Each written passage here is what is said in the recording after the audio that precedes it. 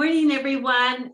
We're here with another weekly vid chat. I decided to call them vid chats rather than dialogue. Sounds a little more exciting.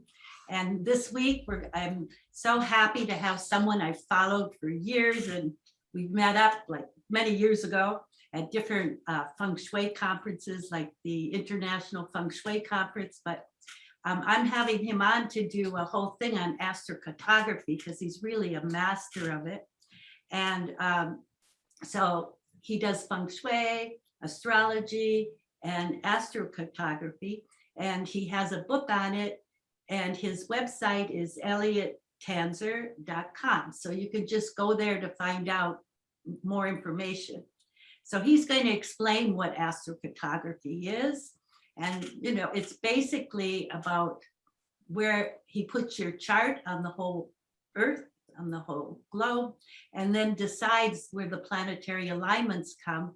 So every different geographical location has different energies for you. So many people during the pandemic and all, you know, looking at different places to move. So as we know, the mantra for real estate and Feng Shui is location, location, location.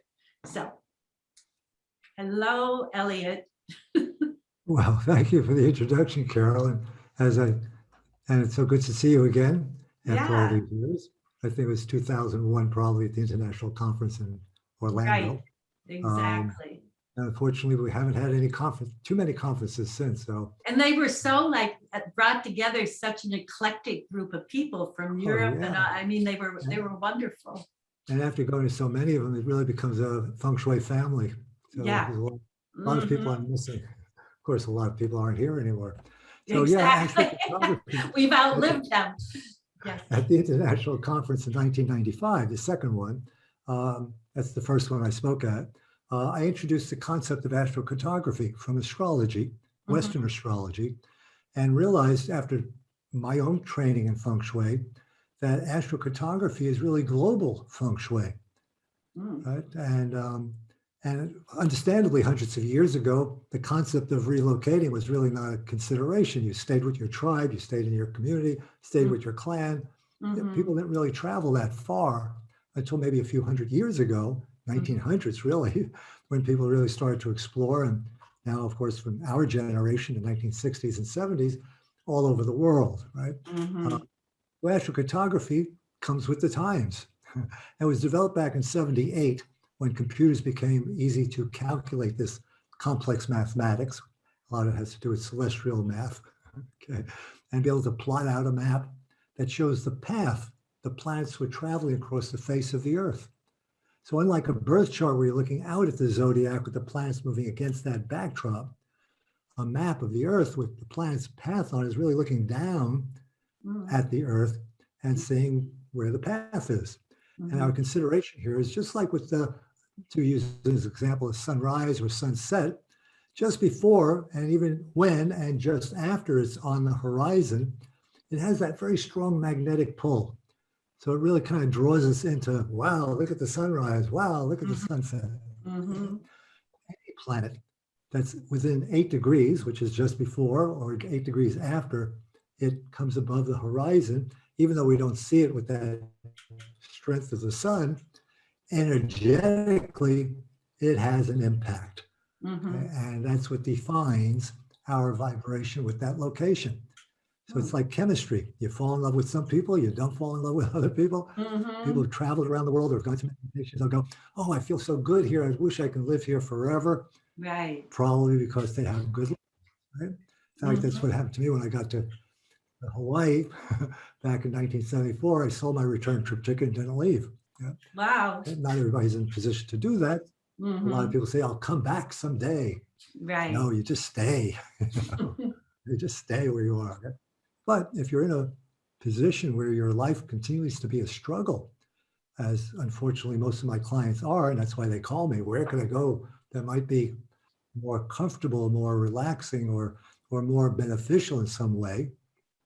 We look at the map, and people who like yourself or myself, who for years have been living what we might call a holistic lifestyle, eating organically. I've been doing that since I'm 24. Doing yoga, I've been doing that since I'm 24. Doing Feng Shui, finally I got to learn to do that. That changed my whole money karma. Thank God for Feng Shui. And, you know, relationships, etc. So people feel like they're always struggling, as if, to use the mythology of Greece, rolling a boulder up the hill, and before they get to the top, it rolls down again and they have another crisis, or their health issue becomes chronic instead of easily resolved, because health issues will happen over the years. But, you know, if you can handle it, it takes, you know, a few weeks, a few days, whatever, no problem. But when it becomes more and more serious, like arthritis or hip replacement, that's bones and joint issues. And a location might happen when you're in your 30s or 40s. Another location may not come up until maybe you're in your 80s, at least when we would expect. Okay. Now, I know, like for myself, when I did start to eat organically, people would say, "Are you trying to live longer?" I said, no. So I have a good quality of life until the day I die. I just want to make Elliot, I just want to make a little thing, because you're missing here and there, but it's much better than when we did it before. So I just want to tell everyone that Elliot's in Mexico. So we're having a few technical difficulties, but we're getting most of it. Okay. So continue. I just wanted to put that, because a couple words disappear here and there. Yeah. And likewise for myself, I've been very fortunate that after I left the East Coast, which is where I'm from, at 22, that my life has been pretty easy. I lived in California, I lived in Hawaii, and the only reason I wouldn't have even thought of coming to Mexico, except that when my youngest kid finally left home, and I said, well, maybe it's time to get out of California, it's getting too hot, right? And I looked at my map and my wife's map, and this portion of Mexico, which is actually about an hour south of the California border, showed up as being positive for both of us. Right? So we moved down here 5 years ago. We now own a house. We're rent-free, mortgage-free. It's much less expensive living down here. And a great community of people, expats. Okay? And that happens all around the world. People looking to retire to Ecuador or Panama or Cyprus. I'm just looking at your map, it's suggesting Cyprus or Greek island, if you wanted to leave Los Angeles. So there are many locations around the world. And I think you said someone told you Calgary. Yeah, I don't know. We're erasing that one. Exactly. So there's more details, in other words, than just one place. Although that does happen from time to time. I did tell one person once, would you believe Madagascar? Wow, that's precise. I'm very reluctant to say Madagascar, pretty far. And the woman just lit up and she said, oh, I love lemurs. I'd love to live in Madagascar. That's a good one. It has their chemistry. Okay? All right. Okay. So let me flash what a map looks like. First, I had a little slide here. Let me push the share button. Okay, and, perfect. And then I'll quickly show another map. Share. Okay. And I think you can see the map now. It says that you're going to be sharing. So there it is. Yeah. Okay, good. So this is basically yellow, or just after and before high noon, just before and after descendant, and just after and before the sun is at the bottom of the chart, which in Latin we call the Imum Celli, or the IC in the initials. Right? Okay. And as I wrote in the corner here, 8 degrees before and after is approximately 750 miles. Okay. Now I'm going to close this and bring up another screen here. Okay. So that's why you were saying, like with the bigger maps you do, the more professional maps, that you can go in more within that 800 miles. So this one here that's up, right, is the one that shows what a map looks like, where the planets are rising are the curved lines, where they're setting is the other side of the curve, where the lines are straight up and down is high noon or the darkest time of the night, okay? Which means there's 4 variables for each planet. And we call the sun and moon planets for our purposes. So you have 10 planets and 4 angles, okay? So for this person, you know, this would be the basic layout. However, this is the kind that I can print out on my computer, or people can download from the computer for free, or from the internet for free. Okay? However, it's very limited. It's only about it's printed out on an 8.5 by 11 paper. So the scale of conversion to find 800 miles is not easy to do. Right. It's a bunch of guesswork. Okay? So let me show a different map. And I just lost my, oh, I have to go share screen. And Okay. this is all right. So this is a Coming larger up. map, as you can see, one in which I'm able to then shade in all the areas that are going to be the worst for this person in black or dark gray. I'm not sure how it looks on your screen. And the red areas, which are actually light orange, those are all the ones I've highlighted for this individual. That would be the very best. I see. All right, so she has a lot. Yeah. So in other words, if they want to stay in the United States, they have all those locations. If she did want to retire down to Central America, Panama shows up, Ecuador, or maybe she would rather live in Europe and is able to get residency there. There's many different ways to do that. Otherwise, you, as a tourist, you're 90 days in and 90 days out. But if you have $60,000 to put in the bank, you can live there for a whole year. And after 4 years, you can take your money out of the bank and get residency. What country Or is if you're a that? teacher of English, that's all of Europe. All of Europe? You put 60,000 in and can live there a year and then take out the money? And then after 4 years, in other words, if you wanted to become, Oh, 4 years. Okay. yeah. Oh, So that way it's called a bond. They know you're not going to live all. But after 4 years, you're serious, you own a house, and then you could be a member, yeah, of the EU. Now, yeah. some countries across from Italy, Montenegro, which is near Croatia, and there's a few other countries that aren't part of this EU agreement, right? But otherwise, almost all of European countries are part of it. Okay. Okay. So this is that person's variations. And then down here in the bottom right, you can see another box where I have lots of X's and checks. That gives us insight into some of the secondary influences. And that's why I have red bands with spaces between them, because in between those red bands, even though I'd say they're far better than where I shaded gray, they're still questionable. You can still do better. Why not? Right? If this person had to live in Los Angeles, it would still be a pretty good place for her to live, or in this case, her. But I would say she could do so much better. In her case, she was up in San Francisco, or another location around the country. So that gives you a sense of that. Okay. Yeah. Now, some places, of course, as you can see, there's a group of planets, like this person has a whole bunch of them going through South America, and one or two might be excellent, okay? And a few of the others not so. Now, let me stop share a moment. I'll put up a different screen. So that one is really good because it just gives you a general idea of your good areas around the world. Yeah.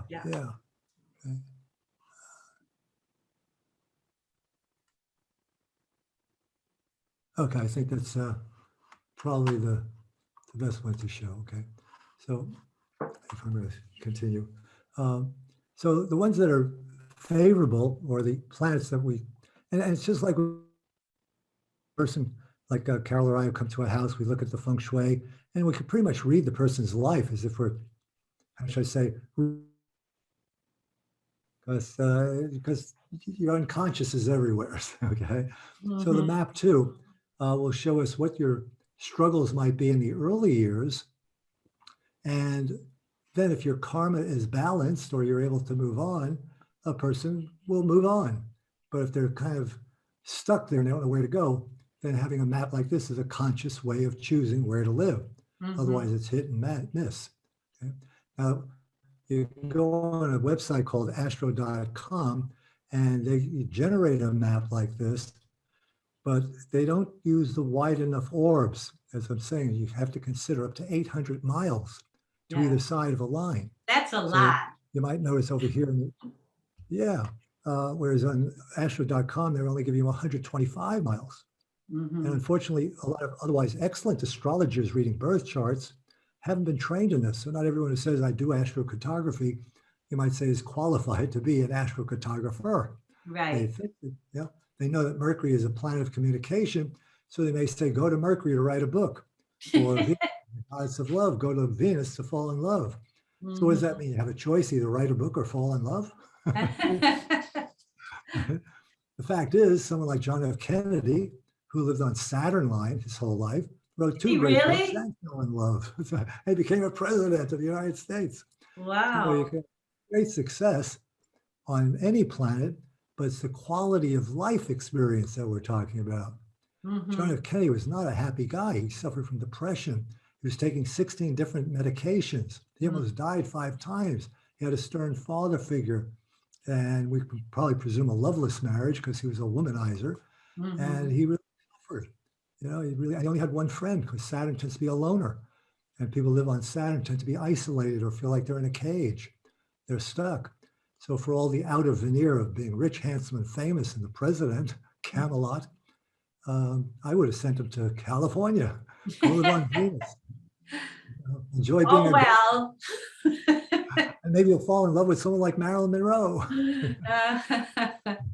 However, Marilyn Monroe, she didn't do so good in California because she was on her Neptune line. So she was ungrounded. That's what you grew up on.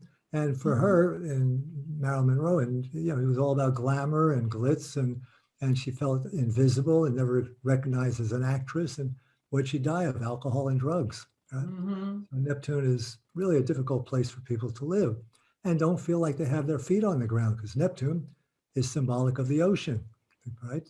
Neptune, god of the ocean. So how do you get grounded on the ocean? So it's a feeling of spaciness or ungroundedness or anxiety or health issues that are hard to diagnose. And that's not a fun place to be, but it might have other benefits, spiritual and mystical. But wouldn't you rather have that someplace where it's more grounded in reality? Okay? So that's where we can kind of look at different locations and read different stories. People live on Saturn. Well, depends on your birth chart, of course, what your karma is. But people who have the karma, you might say, for problems with bones, joints, and teeth or skin, very likely have Saturn strong in their birth chart.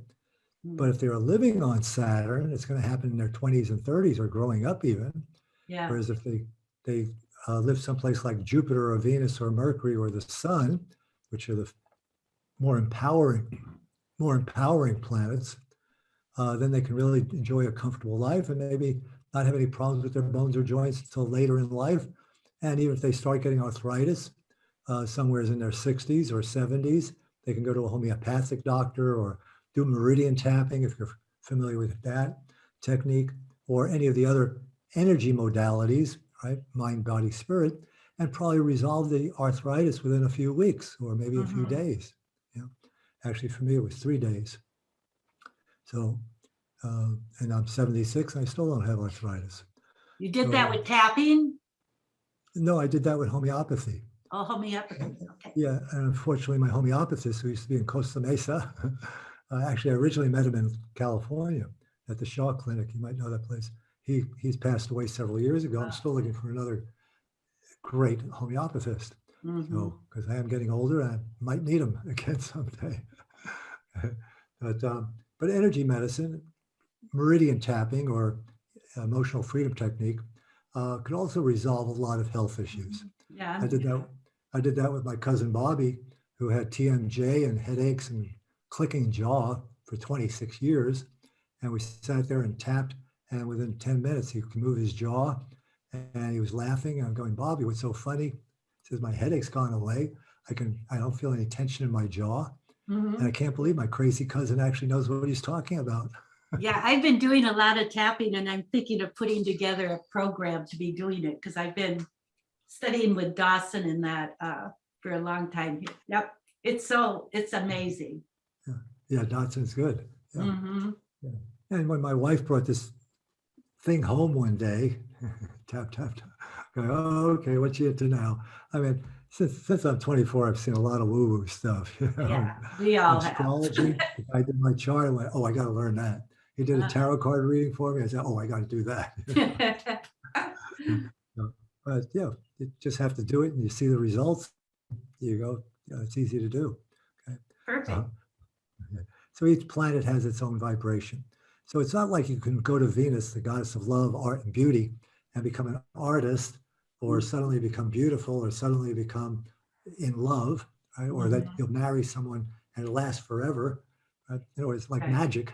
Your life doesn't, you know, just suddenly become perfect.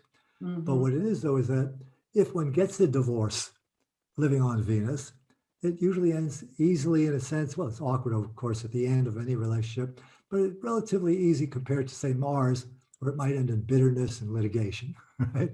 A sloppy divorce, right? Venus is going to end up being friends.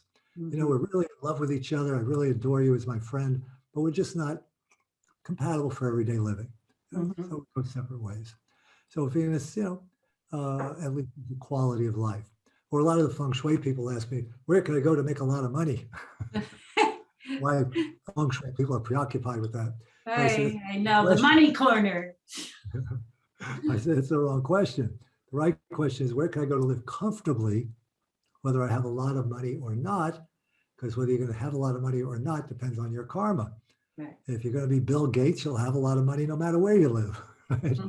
It doesn't mean you're going to be comfortable. Or John F. Kennedy, you have a lot of money. So what? Right? But are you healthy? Is your relationship harmonious? Are you living comfortably? So that's where I'd say Venus comes in, not as love, art, and beauty, but as a place where we can live comfortably. And if you're not an artist, at least you'll be living life artfully. So it's the quality of life experience that we're looking at. Same thing with, now, some people can be overindulgent on Venus and pig out. Right? So it's too easy. They're too indulgent. So you still have to look at the quality of the personality as well as the map and try to combine the two. And unfortunately, my mission at this point in my life, besides writing a book, it's not that there's not other books on the subject. There's no other book that gives instruction. So a lot of people just think that, you know, go to Mercury to write a book, go to Venus to fall in love, instead of how to take the measurements and determine, well, yes, you might be living on Venus, but maybe Saturn is also within 800 miles. And so although Venus is this goddess energy or a gilded life, Saturn could still feel like a cage. As a couple of clients have said, without me saying anything, yes, it's a gilded cage, but a cage nevertheless. Right? So move 50 miles east or west, and you'll be on Venus without the Saturn, because Saturn is the cage, contraction, limitation, frustration, aloneness. Right? Same thing with Jupiter and maybe Pluto. Jupiter may be expansive and lots of good social connections and being a world traveler, philosopher, or just a good attitude about life. But Pluto is an emotional roller coaster. When it's great, it's fantastic. When it crashes heavy. And people usually end up with post-traumatic stress or many disasters in their life. So maybe can you share that great picture you have with all the planets going through? So when you're talking about this, people can be looking at that. Oh, the one in color. Yeah. Yeah, the one, you know, where all the, without the gray marks, the next one. This one here. Oh, without the gray marks. You know, the one, the clean one with all the lines going down so they can see that. The actual astrocartography map. Because then, well, you're explaining this, so seeing it. Yeah, I see. How about this one here? This is Barack Obama's map. So how do I get back to share? At the bottom, the green? Yeah,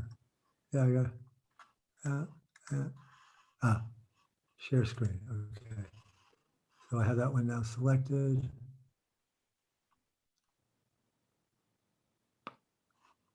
There you go. Okay. All right, good. Okay, good. Yeah, because this just makes it more real so that they can see. Yeah, so this is Barack Obama's map, unshaded. So I thought that might be what you were asking for. Then there was yours that was unshaded, but it's much smaller. So I thought I should show the one that I use. And, you know, it's interesting, each of the presidents, because I've been able to, unfortunately, we don't have the birth time for every president or anyone who wants to be president. See. But nevertheless, Obama's we do, Nixon we did, and when you look at Nixon's chart, Richard Nixon, he had Neptune in Washington, D.C. Mm. So interesting, of course, is everything from alcoholism. He was delusional at the end, paranoid, but also Watergate. I mean, it's like a little bit, A little literal. real specific. Clinton had Jupiter going through there, and Jupiter, just kept shining even with the Just impeachment. sounds great. Yeah. He has Jupiter in New York City also. So, whereas in Arkansas, he had Mars. He had was beat up by his father, and he had a lot more, litigation against him. And Mars tends to be much more aggressive, or the god of war, right? So it could be very contentious. And did you do Hillary's? Huh? Did you do Hillary's? Unfortunately, we don't have her time of birth. I was wondering how she felt in Washington during. Yeah. However, right, during that time period. But, when we look at birth charts in terms of the transit of Saturn, and I think you mentioned a previous interview you did with someone that talked about the Saturn transits, or? Yeah, the subjective ones. Because there's the objective 7-year, and there's the objective 7-year and the subjective 9-year. Right. So a variation of the transits of Saturn is what house of the birth chart is traveling through. Mm-hmm. So there's 12 houses or 12 different times of day. And when Saturn is traveling through the top of the chart, through those houses of your birth chart, it tends to project a person out into the world. No matter how reclusive they are, even if it's only in the neighborhood, being part of the PTA or something, right? But if you're a politician, people like Kennedy, Carter, Nixon, and both Bush and Gore, they had Saturn at the very top of the chart. Wow. And in the case of Nixon and Gore, they were head to head, neck to neck. Of course, also we look at Mercury was retrograde during that election, so it kept changing who was going to be the winner. Right. But even for losing, Gore won. He won a Nobel Prize, he won Academy Award. So right. Only one person can win the competition, but the other person still was a winner in his life, right? Obama, his Saturn was only in the 8th house, so he's still now finally at the top of the charts after two administrations. So he's still a Mr. Popular guy. Right? In the case of the last two, Hillary, and what we know about her birth chart was she was at the bottom of the chart, unlikely that she would win. But the other guy, whose name we won't mention, was also at the bottom of the chart. He was at the top of the chart? Yeah. In other words, they were both losers. Oh, they were both losers. Oh, that's good. But only one person could win for losing. Right. Right? The other person, just like with Bush and Gore, one person will win, the other person wins for losing. Okay. Right. The winner is a loser also. Okay. And of course, what does he have on the East Coast from New York down to Florida? But Mars. And so he exemplifies everything about Mars.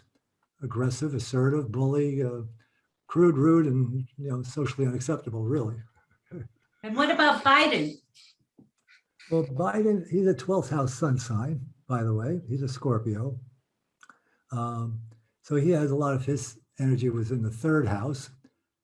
But as I said, the other guy was also in the 6th house at the time, which is a loser house. Dukakis was in that house when he lost also. So Biden still had more of a winning chart. But it's a one term. There's no way it'll be 2 terms. So one term. But as we were talking before about you and myself being born during the 12th house, Biden is also a 12th house sun sign. So especially I think that shows up in his humanitarianism or attempt at it. Obviously, no one's going to be perfect. His real deep spirituality and so forth. So interesting to see how presidents work out. And so when you're looking at that, so you're looking at on their chart, which one of these lines in their chart is going through Washington when they're there? Well, that's where we go. Clinton was in Mars in Arkansas, but he moved to Jupiter. Oh, I see. Okay. Exactly. However, bringing it back to astrocartography and the presidents, Mhm. most of them have Mars somewhere else in the world where they had to go to war. Both, Oh, both the first and the second Bush had Mars going through Iraq. wow. Obama had Venus through there, but he still couldn't get out of the quagmire. Mhm. But he was intent on it. Okay, so we can see that kind of Kennedy and Nixon had what do you call it, Mars going through Vietnam. So, and who is it? Reagan had Mars in Grenada. Wow. So he went to war in Grenada. So there's another way. That's There called doesn't seem to be a lot of activate. free will in this. Yeah. Well, it's always a question with astrology: how much of it is determination, predetermined, and how much is free will. Okay? Right. So we have to really take the bigger picture, which is that we choose the moment to incarnate because it's optimum for our soul's evolution. Mhm. So we choose our time to be born. Right. So there's free will right there based on our karma. Mhm. Whereas you can't go play football if you're a skinny guy like me. There's no free will in that. Yeah. But I could choose to do other things, right? Mhm. So the chart, I think, as you might know from Feng Shui, we have three karmas: the star karma, which is your astrology, you're born with that. Mhm. But that evolves from, let's call it, being a personality scattered and reactive, if you're on a path of self-awareness, to one of integration of self. Mhm. So what once was maybe a detriment now could become integrated as being one of your gifts. Mhm. So I know if, for example, somebody was an alcoholic and their parents were alcoholic and they struggled with alcoholism, they gave it up 25 years ago, and then and became a meditator. And then Mhm. over the last 15 years, they've learned energy medicine, which Mhm. works with a lot of psychic spiritual energy. Right. So they were able to take the negative to the positive. Mhm. That's free will. But they were born with Neptune. Right? And how are you going to resolve it? Right? And hopefully they took the right choices along the way. Mhm. The other two karmas, as we call it, one is your Feng Shui, which is your earth karma. Mhm. You buy a house, you're stuck with the karma. Or you step in with Feng Shui and you remove block the negatives or reflect it or cover it or whatever you do, and you enhance the positives, and you have now good earth karma. Mhm. That's what happened for me when I learned Feng Shui in terms of my money karma. Instead Mhm. of always running to catch up, I finally started getting ahead of the game. Right? Mhm. Um, uh, the house I was living in before, James Mosier, he's the one who taught me Feng Oh Shui. yeah. Dear brother James, he came Uh-huh. out to visit me in Hawaii. He says, let's see, you got the toilet in your wealth corner. You got the back door in the wealth corner, so the money's going out the back door. You got a hill, so it's going downhill. And you got your trash can there too. Yeah, I went bankrupt in that house, Uh-huh. but it had a beautiful view. Yeah, The exactly. next house, I had a gulch in my wealth corner, but I had a papaya tree growing off the porch. So eventually the fruit came up to me. Ah, So good one. things could change when you change your conscious awareness of what your earth karma is. And the Right. third karma, of course, is your human karma, which is to make the positive choices and to be of service or to do good and have compassion and wisdom and embody doubtlessness, because after all, the whole thing is in divine will anyways. Exactly. There are no detours in life. They're all another step on the path to self-understanding, right? Mm-hmm. Of course, if we can accept that we choose the moment of birth, then we also probably have to accept, as I did unwittingly at 24, it's not about how long we live, it's the quality of life until the day we die. So Right. that's why I might see someone die at a young age who's very healthy, Mm-hmm. or an old age and healthy, while somebody else is just dragging along until their 80s and 90s with one heart, one lung and several bypass surgeries, and they're just, no one wants to be around them because they complain about everything. Whereas they had a more conscious living, they might have lived to 90 more joyfully, right? Right. So we all have our time. Exactly. I laugh because I'm 76. Oh, you're about my age I'm the too. same. I'm 1 year older. In fact, well, you look so much younger. Yeah, right. Must be being born on Neptune. Well, yeah, it gives you that wide Floating. eyes. Who, me? Hmm. So that's why we're looking at your map. Oh, stop share. Oh, no. The green button on the bottom. Yeah, I got to go back to find the, oh, I have to go down to share screen. There you go. No, wrong one. Yeah, okay. So in your map, it's now on screen, right? Uh-huh. Can I move it? Sure. Yeah, okay, good. Well, I So don't know. see, on the West Coast where you're living, there's a lot of lines. Mhm. Whereas over here, in where you were born, Neptune all by itself, that's the pink line. On the East Coast, there was really nothing. So Mhm. the implication of no lines, well, you have the moon up here in New England, but for the rest of the coast here down in Florida, I'd say you probably would never stay there because you would feel like you're in limbo.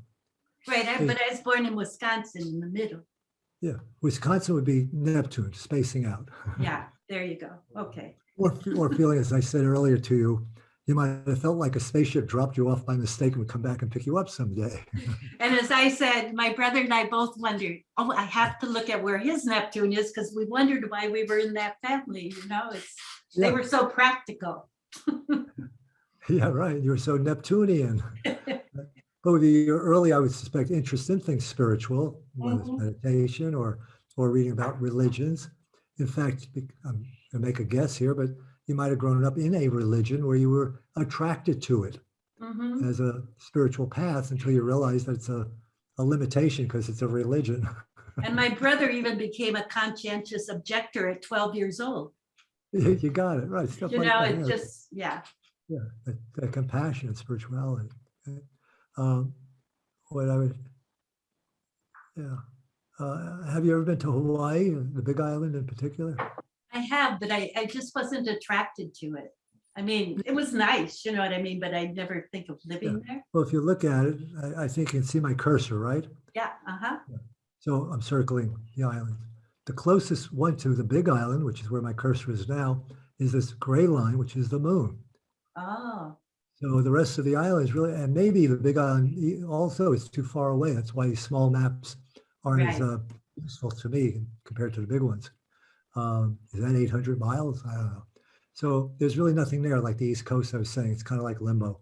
Nice place to visit, beautiful, but I don't feel attracted. I don't feel connection. So it's really having that connectedness to space, right? Through the environment. Okay? Whereas over here, if you were up here in the Northwest, I see this dark red line going through here. That would tell me it would be very traumatic for you. I asked you earlier how that might be affecting way down here where Los Angeles is. And it seemed to me pretty far away, but because I don't have the big map, I had to ask. And you agreed that life hasn't been traumatic. So it's far enough away. So the proof is always in the pudding. Now, this red line out here that goes through Arizona and influences New Mexico, that too is probably far enough away from LA. Is the red line Mars? And yes, exactly. Okay. So that would be another question I didn't ask you earlier about Mars, because you are an Aries rising, and so you are ruled by Mars as well as Pisces, which is ruled by Neptune. So the problem with people who live on a Mars line often have headaches. And do you have headaches? No.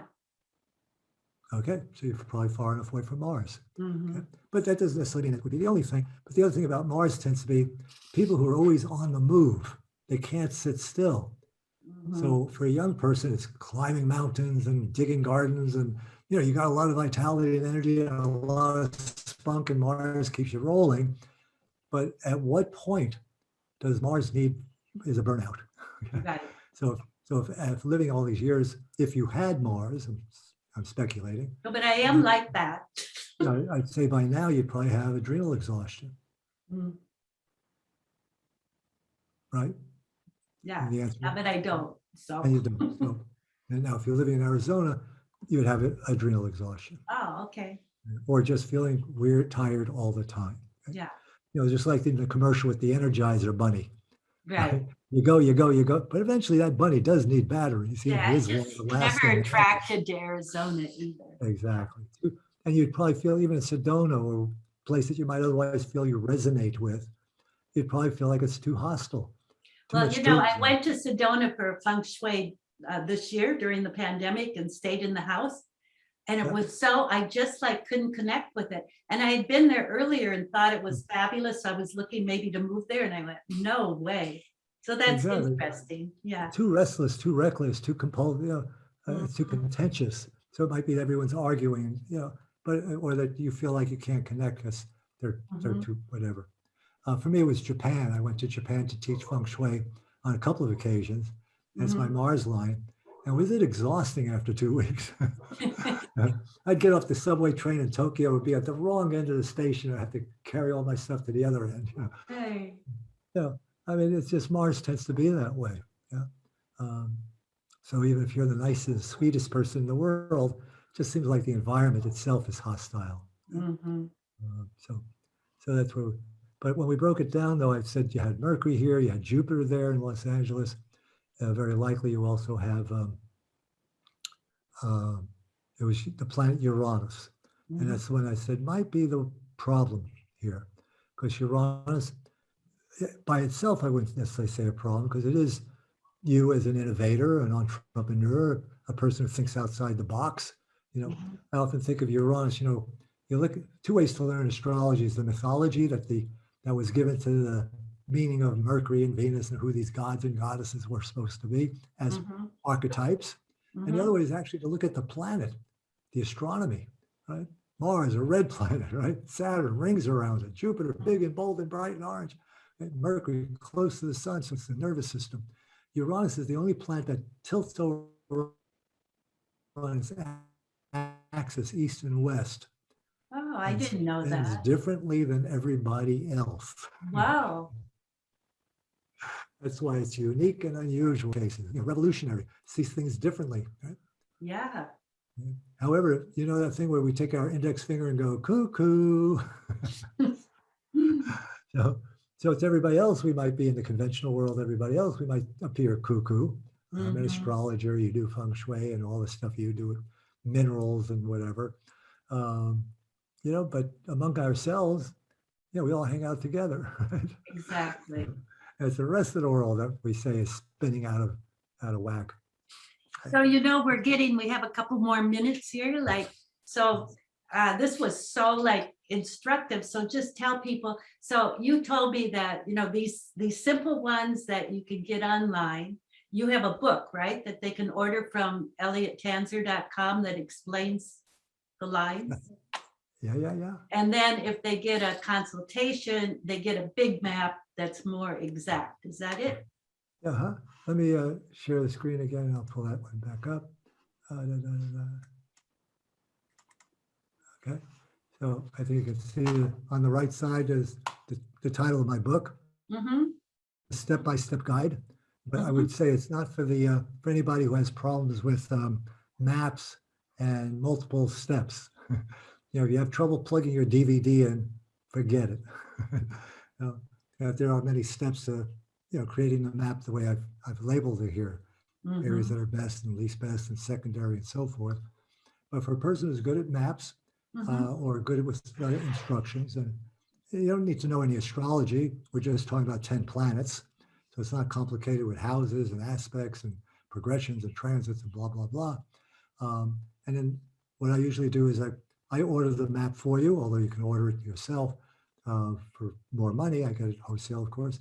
Pass that value on to you. So I order the map, as you can see behind the book, and I prep it, shade it the different colors, and then we schedule an hour at least to talk about it, or 2 hours if you want me also to talk about your birth chart, your issues, your what do you call it, your purpose in life, your lessons in life, relationship, career, or health issues, and or where you're at now in life, or what's coming up, the transits of Saturn, for example, that we were referring to.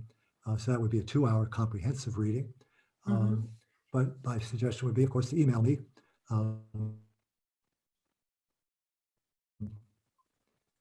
Oh, you just You can froze. order my book online as well as my Feng Shui book. You got, you froze. Am I back? You're Yeah. back. Am I still Thank God frozen? it's at the end. Am I back now? You're back, yes. Okay. Talk So- quickly. So email me at et@elliotanzer.com, ELLIOTTANZER.com. And that's the best way to communicate about a reading. But if you just want to buy my book, go online, elliotanzer.com. I also have a lot of my articles there on Feng Shui that you might find useful. There's also a video that I did back in 2008 at the London Feng Shui conference on astrocartography. So it's a whole hour on the map that you might find useful also. My Feng Shui book, which our focus here is on astrocartography, but my Feng Shui book is actually the most comprehensive book on landform Feng Shui.